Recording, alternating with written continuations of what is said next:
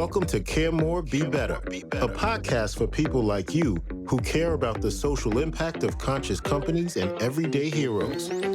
Hear inspiring stories from those who put people and planet before profit and personal gain. You'll learn how you can make a difference, vote with your dollars, and get involved today. Here's your host, Karina Belizzi.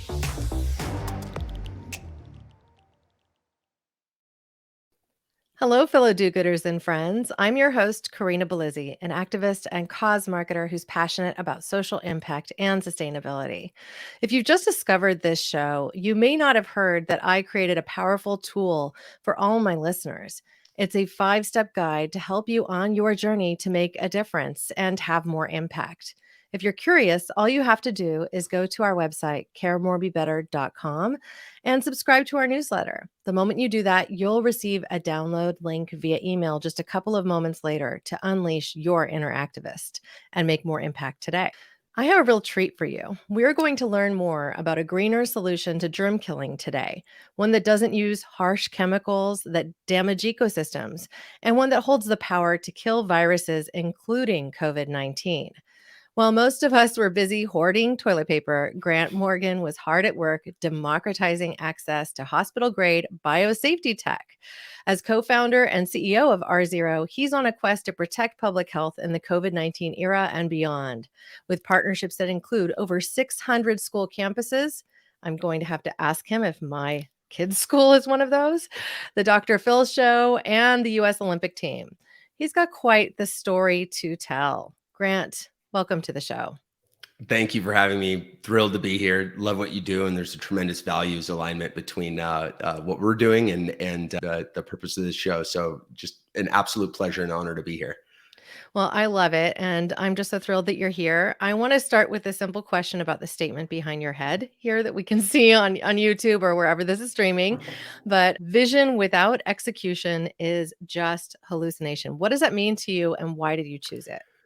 Yeah, this is a really meaningful quote to us. So this is actually a Thomas Edison quote. And I think that when you think about starting a business, it's all about outcomes. Like what outcomes can you achieve? And I think most startups begin as an inkling of an idea or a vision. But if you don't bring that to life, if you don't actually create that vision, that view of the world that you're seeing, then you don't have the ability to have an impact. And so for us, when we started the business at the beginning of the pandemic, we were operating like lives that were at stake, and they literally were. So, for us, we've been really proud of how fast we've been able to move as a company. That's been a huge competitive advantage for us. And it's also enabled us to have a broader impact on more customers and potentially save more lives. So, it holds special meaning to us as a company, and then a special meaning to our mission as well.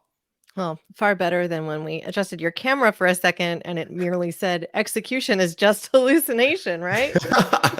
Yeah, no, that's that would lose sight of the full quote, but yeah, no, this is it's a quote that we live by.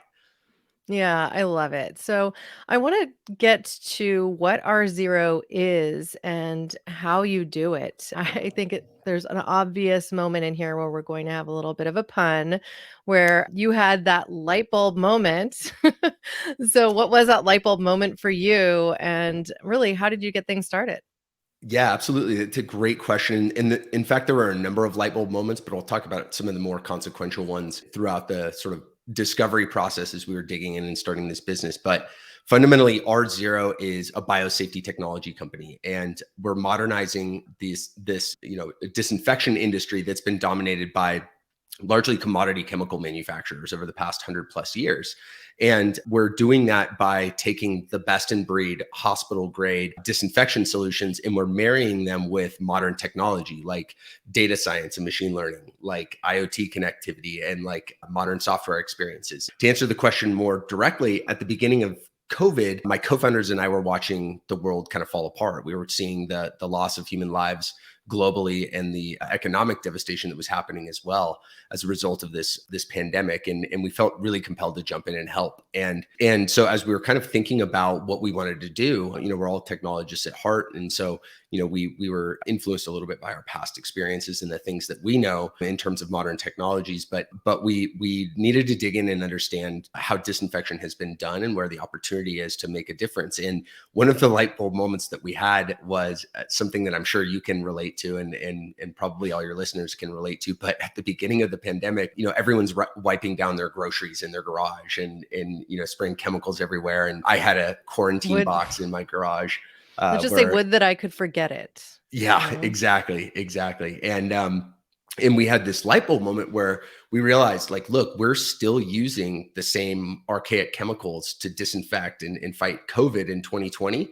And those are the same chemicals that we were using to fight the 1918 Spanish flu pandemic. And, in that same 100+ years, we've sent people to space, we've invented the internet, we've seen the proliferation of self-driving cars, and we can now land a rocket on an autonomous drone boat in the middle of the ocean and reuse it.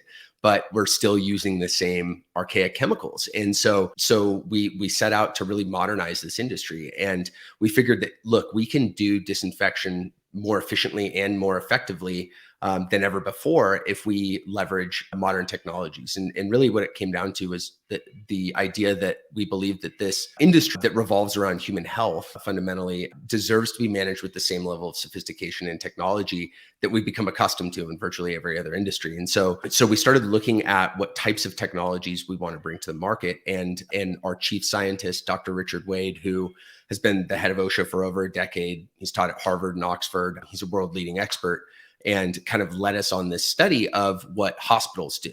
And specifically, what do the best in breed hospitals do to prevent infections? And we discovered that, unanimously, they all use UVC light. And, that's just light at a very specific wavelength that happens to have the power to inactivate any kind of virus, bacteria, mold, and fungi. In fact, there are no known UVC resistant microorganisms on them. And so, come to find out, it's over 100-year-old technology. In fact, the 1903 Nobel Prize for Medicine was awarded to a gentleman named Niels Finsen for the use of UVC to treat lupus. And it's been used in wastewater treatment applications since the 1910s. It's been used in air and surface disinfection applications since the 20s and 30s. And fast forward to today, it is the gold standard in hospitals. But, this technology hasn't been proliferated out into commercial spaces like schools, like restaurants, hotels, commercial office spaces, to really bring that germ fighting power that we know works in hospitals, that which happen to be the most difficult environments. And it hasn't been really adapted to all of these other spaces where it could potentially be used. And we love UVC not only because of its history and scientific precedent proving its germicidal efficacy, but also because it's chemical. It's just light, so you can use it around food. It's not going to leave harmful chemical residues on things, especially in places like schools where kids might be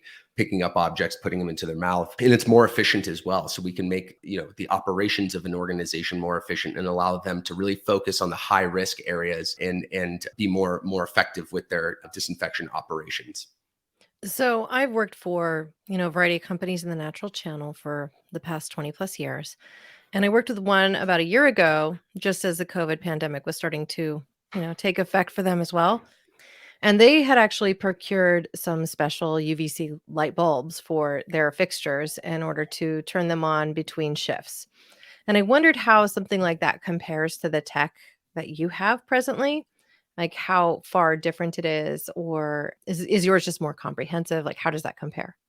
Yeah, that's a great question. So our first product, Arc, is a mobile UVC disinfection device that can disinfect 1,000 square foot room in under 7 minutes. And it's got wheels. So you can wheel it around to different rooms, which means that, you don't ostensibly don't have to buy as many of these fixtures, for every room. You can actually have this mobile piece of equipment that trails your normal janitorial or custodial workflow. But fundamentally, the UVC that Arc emits, the wavelength of light that it emits, is probably the same exact thing as what you're describing.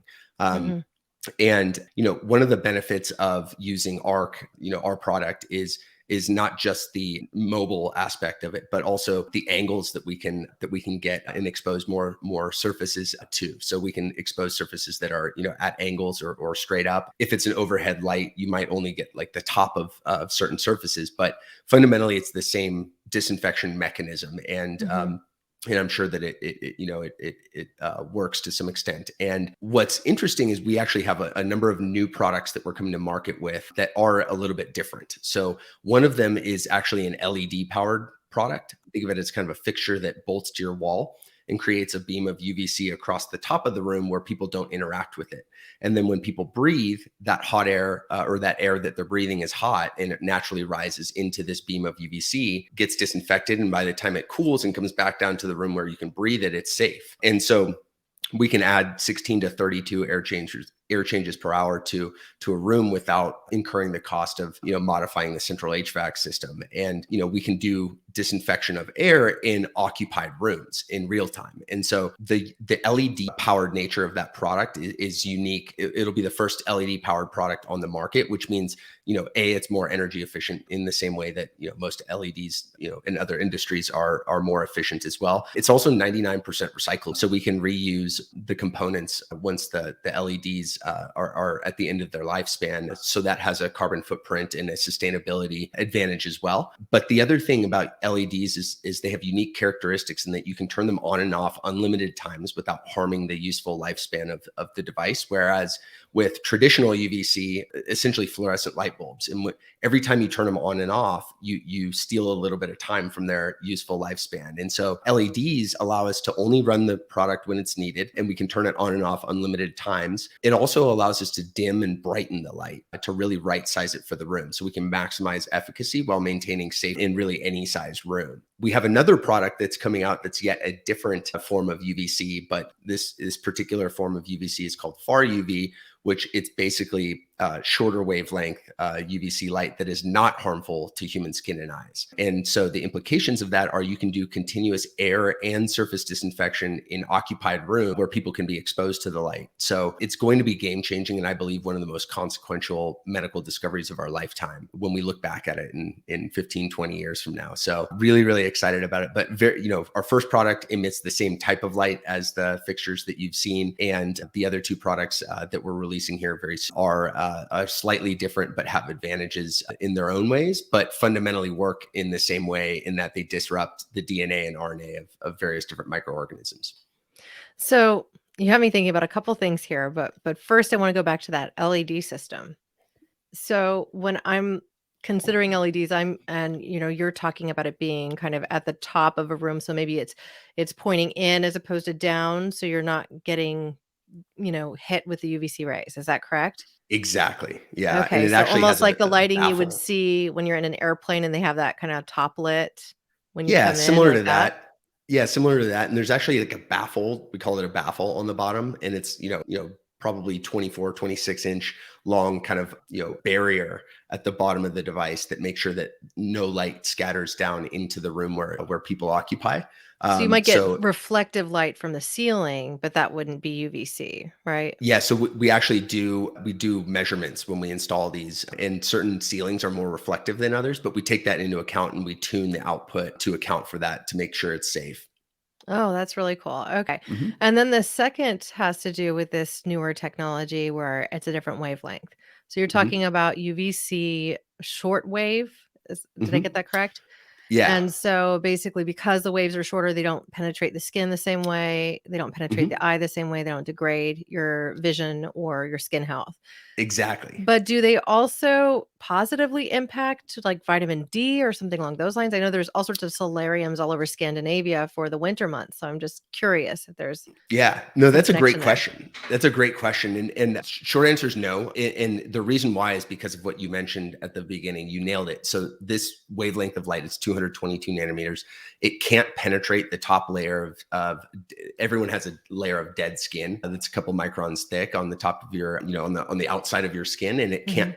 penetrate that. It also can't penetrate the tear layer of your eye. So it Hmm. actually never interacts with any like live human tissue, and therefore you wouldn't expect it to provide any sort of like vitamin D benefits. But it's purely germicidal, but it's not powerful enough to penetrate your top layer of skin and your tear layer on your eye, but it is powerful enough to penetrate the cell walls of tiny microorganisms and disrupt them and prevent them from replicating, prevent them from infecting humans, and ultimately providing germicidal efficacy to really any room. Okay, well, maybe this is getting too sci-fi, but I also question whether the germs will eventually evolve to be able to survive it. I know they all mutate, just like we do, ultimately, continually changing and adapting as, time goes on.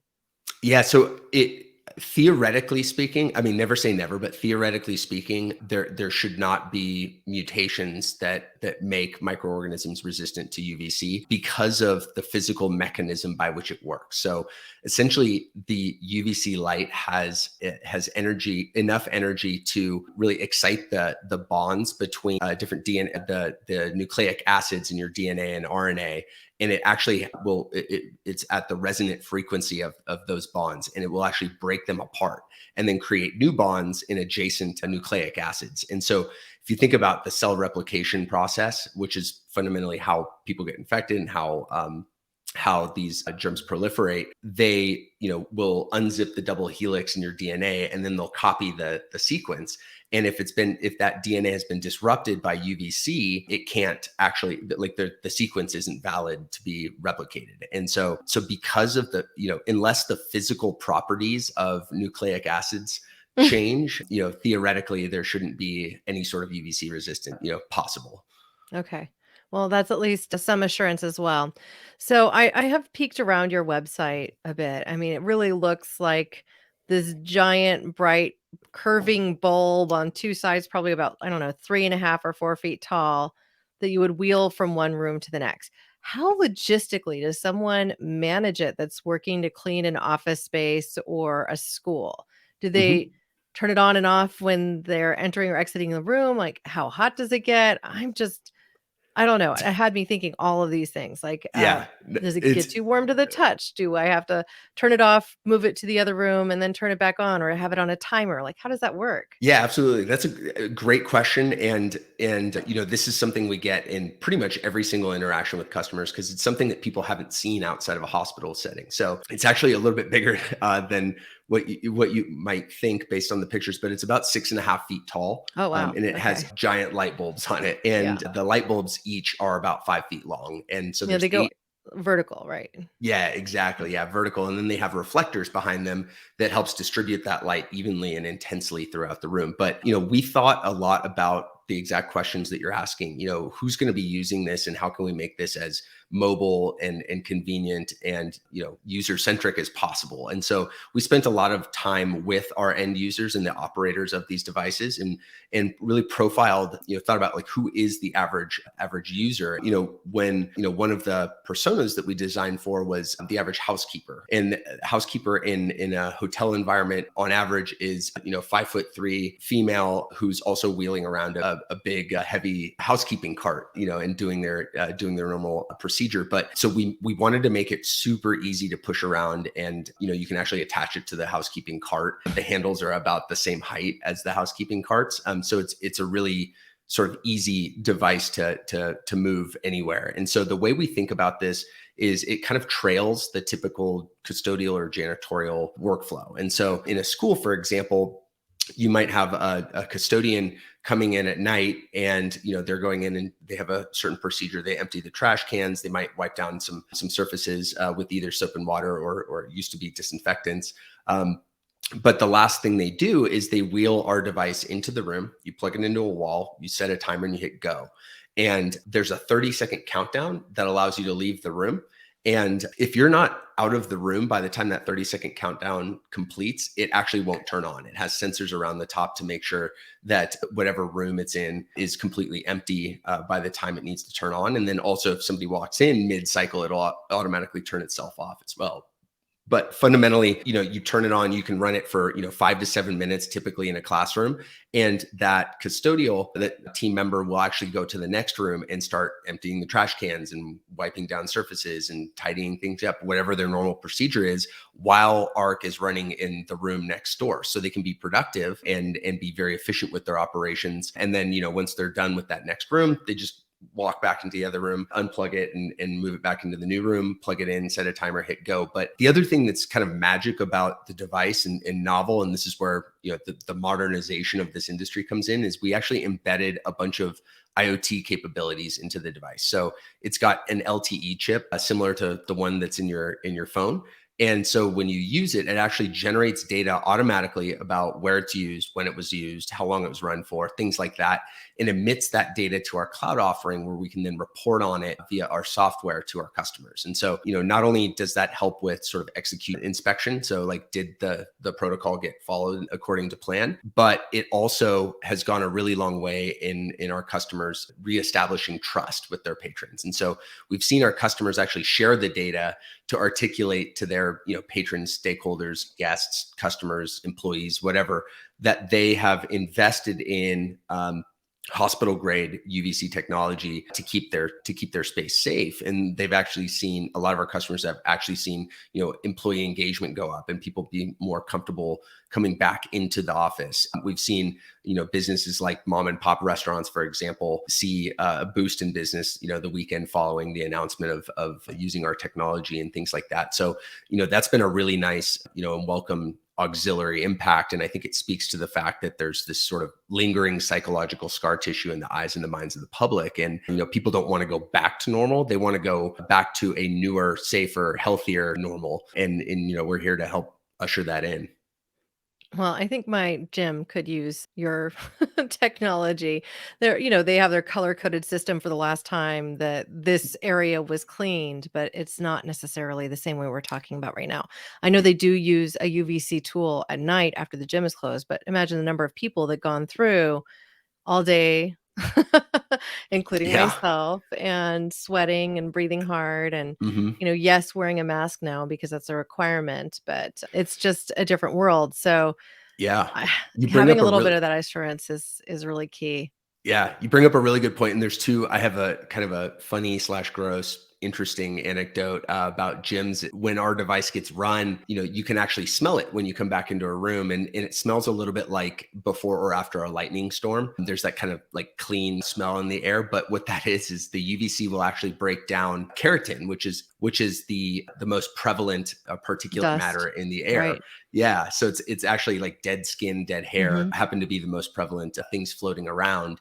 And what's funny is that keratin has like a sulfur compound in it, and the bonds in that compound break. For gyms, the smell is actually more intense. It actually smells good. It's not problematic at all. But for gyms where people have been sweating and breathing heavy and stuff, the smell is a little bit more intense, funny enough. But then the other point you bring up, I think is super important. But I think that historically, disinfection has been this sort of like invisible process, right? Like, it happens when nobody's there, generally at the end of the day or at night. It happens on a microscopic scale. So, the disinfection is actually happening, to tiny little microorganisms. And then on top of that, like the execution inspection has never been there. So traditionally it's like somebody signing their name on a log, piece of paper and a clipboard, attesting that they did something. But like, you don't really know, like, did they even show up, let alone, what did they do, let alone how well did they do it? And we're injecting some of that deterministic sort of credibility through data to the process. And one way we kind of talk about it is we're creating this sort of auditable trail of disinfection activities Hmm. that happen throughout a space. Yeah, I mean, they ask us each to pick up a bottle of peroxide and a towel, spray down every piece of equipment that we use, let it sit for a minute or two before using it, and then follow up with the same thing.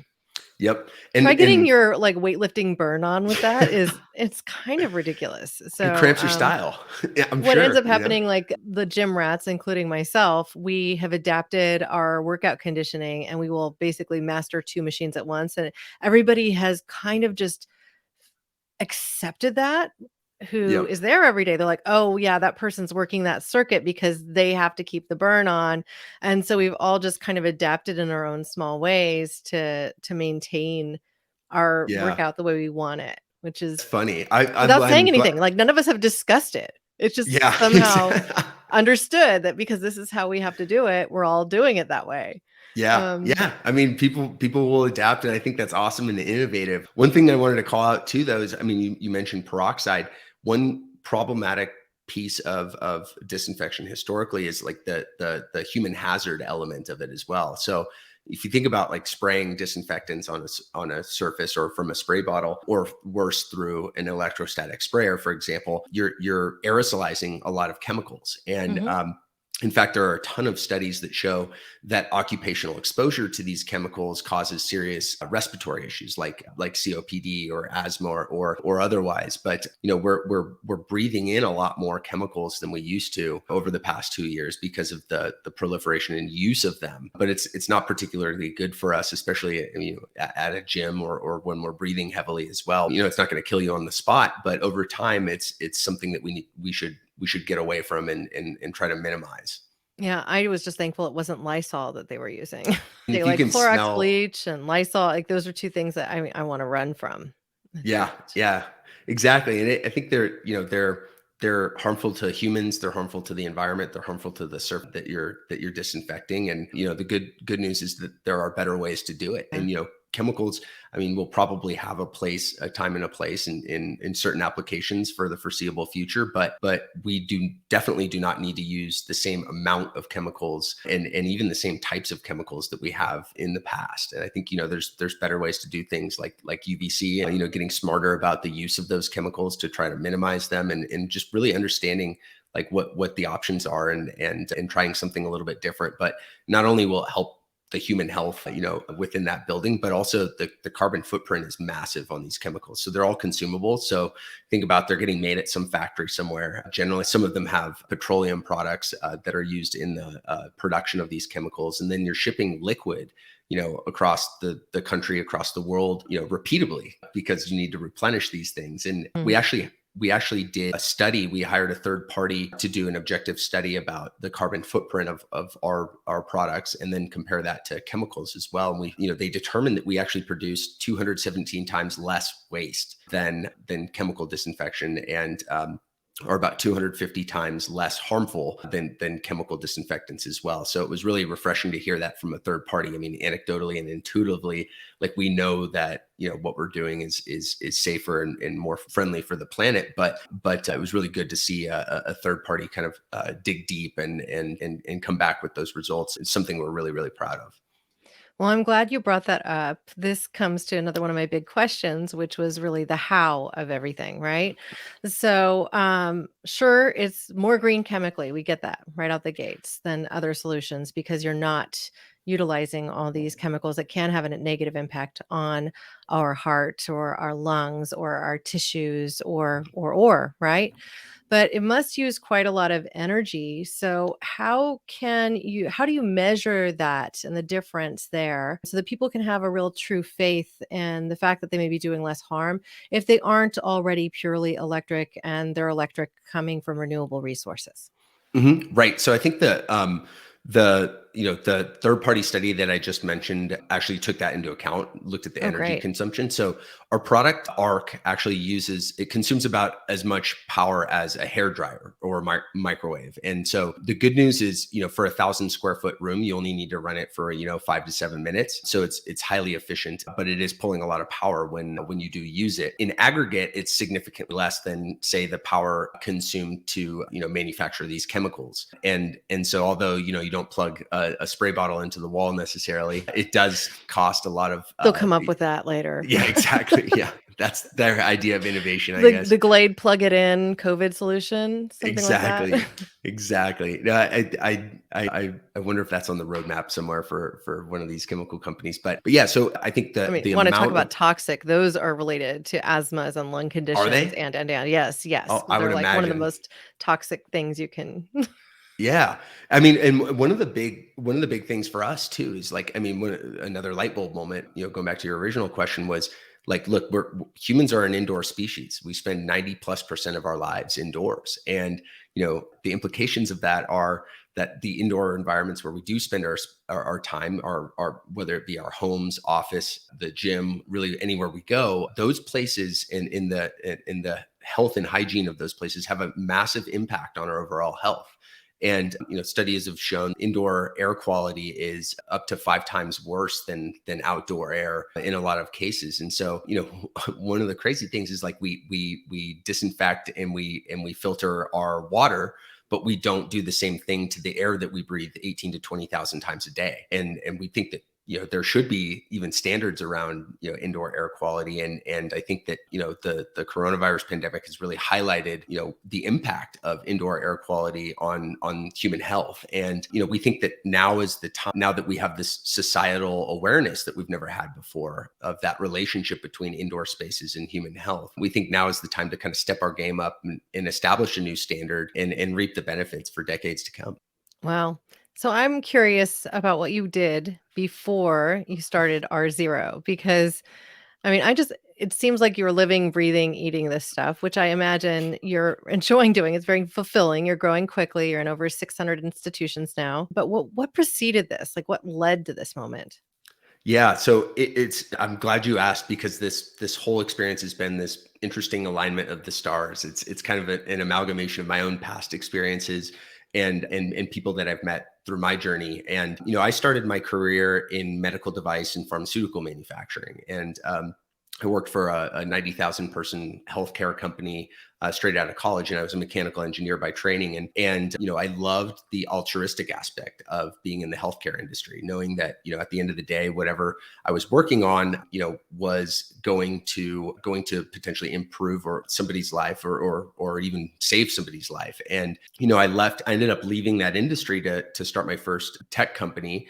And it wasn't in the healthcare space. And since then, since I left, I've really missed that altruistic aspect of, what I do. And so, at my first company, I met my 2 co-founders actually. So Ben Boyer was actually on my board at my first company, and someone that I always looked up to, respected, and wanted to figure out how to work with in the future. Never thought it would be in the capacity of him, leaving the VC world, which he's done for the last 20 years, and jumping ship to operate a company with me. But he was somebody that I developed a great relationship with and a tremendous amount of respect for. And then at that same company, so we did on-demand technical services. So we started with iPhone repair, and we had a network of 15, 20,000 technicians all over North America and Europe. And if you broke your phone, you'd press a button and we'd send somebody out to you to fix it.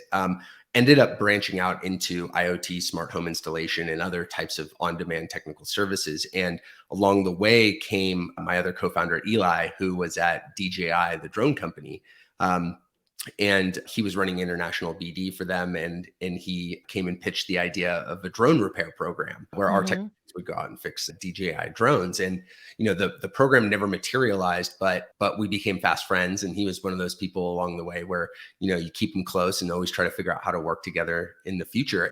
Fast forward, 2 companies from then in, 5 or 6 years, and, the beginning of the pandemic came along. And actually, Ben, one of my co-founders, who's on my board, the board member from my first company, actually called me. And the original idea was, hey, let's do that same thing, but for disinfection, where we would actually build a network of people to go out and provide a differentiated service above and beyond what a normal custodial or janitorial. So disinfection on demand. Exactly, on demand, like hospital grade disinfection on demand. And so we started going down that path, and what we realized, once we decided like UVC is it, like this is the perfect solution. We went to go buy a bunch of UVC devices to equip a network of technicians with, and we found out that they're $80,000 to $125,000. And so we actually thought our idea was dead in the water at that point in time. But being an engineer, or I call myself an engineer, I was looking at these devices. I'm like, that's a light bulb on wheels with the timer. There's no way it can't be that difficult to make. I could make that. Exactly.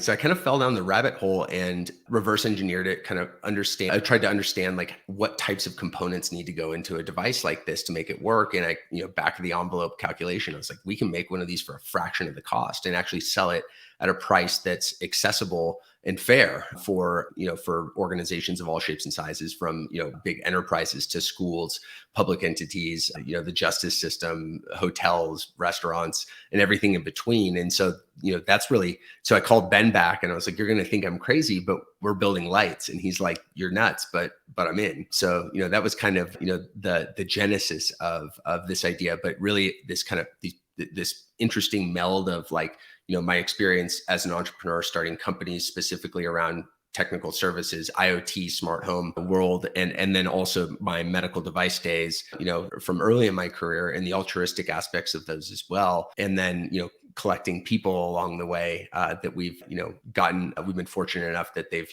quit their other jobs to come help build and chase this mission and turn our vision into a reality. So it's been a really interesting journey, and I couldn't be more grateful for, past experiences and having these people in my lives, because none of this would be possible without, every single person that's, come along for the ride. Well, and incredibly quickly. Yeah. So, building a company like this in the time of the COVID pandemic, I mean, it's a perfect storm. It's a perfect situation in a way, because you weren't going to have that much challenge finding funding. Everybody's trying to solve the COVID crisis. And you also were able to leverage somebody who had been a partner at a VC before. So come on, you have all the technical know-how of everything that it would take to build that quickly. How quickly were you able to come to market though? Because I mean, year and a half into this thing, really. Yeah. It's pretty wild. In fact, looking back on it, I'm just shocked at how fast we were able to move. But we incorporated the company in April of 2020. We designed, developed, manufactured, and brought to market our first product, ARC, in 5 months. So we shipped our first product at the end of September in 2020. Wow. And yeah, I mean, I wanted to cuss there. I don't cuss on this podcast, yeah, but holy smokes. I mean, that's really fast to manufacture a prototype even. So Yeah. wow. Yeah, it was a combination of, we didn't sleep very much, still haven't slept very much in the last year and a half. And again, I think it was a combination of operating like there were lives at stake, because there literally were. And, once I always remember this, but when, schools were starting to open up in 2020, we were talking to some of them early on, and they didn't know what to do. And they were still scared. don't know what to do. Like, Yeah. let's be real. Yeah. You have facilities managers who are operational experts now tasked with being epidemiologists and finding, solutions to keep their students, their staff, their teachers, faculty safe, and effectively, keep their communities safe. And it's a lot of pressure. They don't know what to do. And what kept me up at night was thinking like, what if we had a school that placed an order and opened school, and we had a manufacturing delay or something, and they didn't get their product for a couple of weeks beyond when they were supposed to. And in that couple of weeks, what if there was a coronavirus outbreak that we could have helped prevent or contain? And that was the ultimate motivator. And, that was a component of our ability to move fast. And then the other piece is just having a world-class team. Like the people that we were able to get involved early on that really subscribe to the same mission are truly world-class. I think one of our first people that we sort of, I'd say, tricked into joining us is my CTO, Neil Day, who he's a kind of a unicorn of a technologist. He's got, hardware experience. He's got software experience. He's been an entrepreneur. He's been the CIO of Walmart and everything in between. And so, he jumped in to help in the early days, and we could not have done what we did without him. And he's built an incredible team. And, our partners at Bold and BC Mechanical were huge as well. But, we got a lot of people that believed in what we were doing and were highly motivated. And then, along the way, took a lot of risks as well. And for the most part, they paid off. But I would not advise doing some of the things that we did at sort of steady state. But I think you have to think about what you're doing differently if you're selling disinfection equipment, potentially life-saving equipment during a pandemic. So, we definitely took some risks and they paid off for us. Well, that's great. So how far are we from a device that a family could buy for their home, in your humble opinion at this point? We're probably a couple of years out. And the only reason why is because where we have the ability to make the biggest impact is places where people gather, public spaces, work, school, these places that really high population densities and also high risk. There's sort of the colloquial saying that, school or work is often considered a petri dish. And that's because it's true. That's where a lot of transmission of different types of pathogens happen, not just COVID, but, the seasonal flu, the common cold, norovirus or the stomach flu, E. coli, things like that. These are pathogens that are endemic to all of the spaces of the customers that we serve. And they existed before COVID and they'll continue existing, for this foreseeable future. And then also COVID's going to become endemic. We're going to be dealing with COVID for a long, long time, if not forever. And so, we think that, it's time to establish a new standard. And I think that, we've lost 7 million lives worldwide at this point. And I think shame on us if we let them die in vain. And I think that it's time for us to learn from this, come out better, healthier, stronger than we were before. And, when the next pandemic comes along, we'll be more prepared and hopefully we don't have another pandemic, but, even if we don't, then we can actually, take a big chunk out of some of the 40 million flu cases in the US every year. Somehow we just accepted that that's normal, but we think we can do better. Well, I'd like us to do better. I'd also like to know if I can find out if my son's school has your systems in place or not. Is there a way to do that? You can ask me. I don't know if you want to say your son's school on air, but you can ask me afterwards. But I can check it out. But I do know in your local area there's a number of school districts that have deployed our products. So I think there's a pretty solid chance. Yeah, I know they're also getting random COVID tests at the school. So, they're doing each of these things to make sure that our kids can be as healthy as possible. My husband, he works at Joby Aviation. They test all of their employees who go to office every single day and do contact tracing. Mhm. So, pretty incredible. But I mean, a solution like this would help, I think, all of us. I find myself wondering if you're going to adapt the technology for things like hot tubs and swimming pools, because those seem like cesspools themselves as well. Yeah, in fact, I think swimming pools, there's a big industry around UV disinfection, water disinfection for swimming pools and for like municipal, Water. wastewater disinfection and treatment as well. So, if you go to your local like Leslie's Pool Supply, you could probably find some UV disinfection equipment there for your spa or for your pool. Wow. Okay. Better So than other chlorine? solutions. Better than chlorine by far. Yes. I'm super sensitive to chlorine, so I don't even go in our hot tub most days, but it just gives me like my eyes and nose start running like nothing. Anyway. Yep. A lot of people have reactions like that, and that's your body telling you that it's not good for you, that it doesn't like it. So, Right. My body does not like chlorine. mhm. Not even in the water, like in the shower. If I go to a hotel in a city that uses a lot of chlorine in the water, I'll just end up itchy all over. It's like Mhm. not a good experience for me. Yep. Chlorine, and Well, there's a bunch of other stuff in there too. I'm sure. Yes. So, as we prepare to wrap up, I'd like to ask you if there's a question that I haven't asked that you wish I had.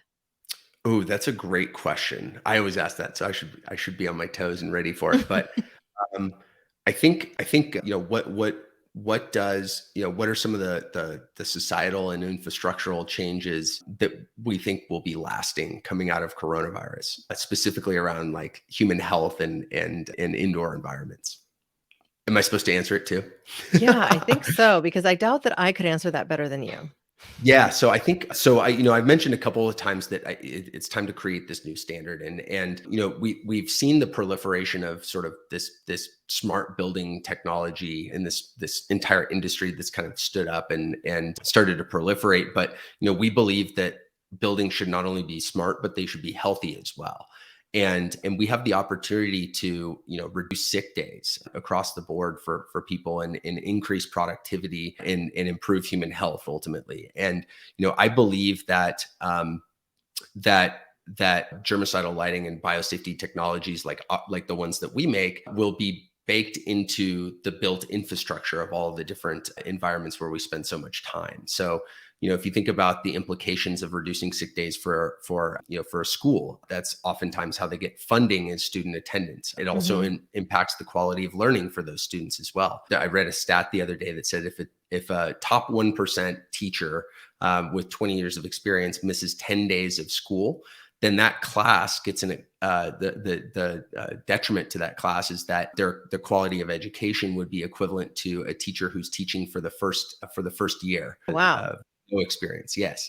And so there's all these different cyclical effects that all kind of boil down to, what is the quality of learning for these students? And then if you think about it like an enterprise, a large enterprise, the majority of any company really spend is headcount. It's people. People are the most valuable assets of a company, and they are the company themselves. And so, if you somebody who's not in the seat because they're sick, they're not being productive, they're not contributing to the company's mission. And so, there's a real ROI for that. And then if you think about the direct and indirect healthcare related expenses that are incurred from people getting sick as well, especially for companies that, pay for health insurance or underwrite their own health insurance, there are massive, massive benefits to reducing sick days. So, we envision a world without sick days, one where people can trust that the indoor spaces where we spend our lives are safe, and they've been engineered with human health and productivity at their core. And I fundamentally believe that this is the way the world is moving. And, we're here to usher in that change. Well, I'm pleased to see it come to fruition, and I hope that I can get a similar device in my home at some point soon, because it has been one of the few things that has kept me from wanting to host the types of birthday parties that I like to get back to. I mean, we have a big barbecue and it's mostly outdoors, but I have aged family members that I have to be concerned about as well, and don't necessarily want to be the super spreader event. So Maybe far, we, requiring anyone who comes over to be COVID vaccinated is just step one, especially now with the Delta variant. yep. Yeah. And maybe we can come up with something and you can beta test it for us. Oh, hey, I'm game. I would absolutely beta test things on timers and such. My husband is really good at managing. We already have a reptile, so we have to set things on X10 timers and things like that too. There you go. What kind of reptile do you have? Oh, I have a bearded dragon. Oh, nice. Yeah, so Nice. she's pretty big. She's about 20 something inches long and about, I don't know, 300 grams. So I think that's about half a pound ish. Yeah. Yeah. They're remarkably friendly and and personable. It's interesting. You Oh wouldn't think yeah. like a reptile has sort of it would show human affection, but they do. Bearded No, dragons she are likes to nestle like right in your hair and kind of go to sleep or on your lap, and they cuddle. I'm like the dragon. I mean, they're prickly and she cuddles, right? So I think the closest approximation for someone who may not have experience is if you've had friends who had birds like parrots and stuff, all basically on the same level. They're very similar in certain ways, which you just don't expect. I thought, hey, I'd get this lizard for my son and it'd be a unique experience, and okay, I'll deal with it. But I love this animal. She's amazing. Yeah, you should bring her on the podcast. Next time. Yeah, you'll have to Yeah. come back and we can do a live stream and share stories of reptiles, and perhaps you'll come up with I don't know. I don't think they get COVID. So I think so far the dragons are safe. Good, good, good. Well, Awesome. is there any thought that you'd like to leave our audience with? Any closing words, or perhaps some action that you'd like them to take? Yeah, I'd say if you're interested in improving the biosafety of your indoor space, come drop us a line at RZero.com. So that's just RZero.com. No dashes, no spaces or anything. Come say hi and find us on LinkedIn, follow us. We post a lot of, any of our research or different, blog posts or different content that you might find interesting, but come follow our journey. And if you're interested in seeing what it might look like to get our products in your space, drop us a line on our website. And otherwise, I hope everybody stays safe and, can get back to sort of this new normal as soon as possible. Well, thank you, Grant. This has been my pleasure. I really have enjoyed the conversation, and I think we could just keep talking, but our time is coming to a close here today. So I'd like to just invite everybody to check out your website. I will include all those details in show notes, websites you can go to, ways you can connect with Grant, including his LinkedIn profile for those that might be interested in reaching out to him directly. So thank you, everyone. Thank you, Grant. Awesome. And thank you for having me. And the one last thing I'll say is everyone should buy your book as well. So My book, I don't yeah. have a book yet. I do not have a book yet, but one day. That book behind me, you see, Regeneration, is written by Paul Hawken, and I've just been Oh, I promoting thought the that was heck out your of it. book. No, I would never take credit for that. It's Oh, incredible work. It's basically his entire lifetime of work in activism is basically distilled into this book. on supporting our climate crisis and ultimately with the goal of reducing our climate warming. So go back to a climate cooling perspective. It's an audacious task. He believes that we can do it in one generation. And yeah, I guess I'm his biggest cheerleader right now to the point where you thought I wrote it. I mean, Yeah, wow. I was a little bit ahead on suggesting to buy your book, but I will buy it when you write it. I'll write one next. I think it'll be yeah, called Unleash Your Inner Activist or something along those lines, perfect, but that'll be my next perfect, phase. Thank you. Thank you. awesome. Well, thank you This for is having me. Yeah, thank you, Grant. This has been awesome. Now, listeners, I'd like to invite all of you to act. It doesn't have to be huge. It could be as simple as sharing this podcast with people in your community. The reality is, we all are a part of ending this COVID-19 pandemic. And if Grant's words can help us on that journey, then I think we should get that message out there to everyone we know. And if you're itching to make more impact yourself, be your cause a social or sustainability issue, sign up for our newsletter on caremorebebetter.com. You'll receive that 5-step guide I mentioned at the top of the hour. And you can always visit our action page for ideas, including causes, not-for-profits, and companies that we encourage you to support, like that Grant is leading today. Thank you, listeners, now and always, for being a part of this pod and this community, because together we really can do so much more. We can care more and we can be better. Thank you. Thanks for listening to Care More, Be Better, a podcast for social good. To make sure you never miss an episode, subscribe, rate, and review wherever you listen to podcasts, and share with your friends to help us reach more people and spread more social good.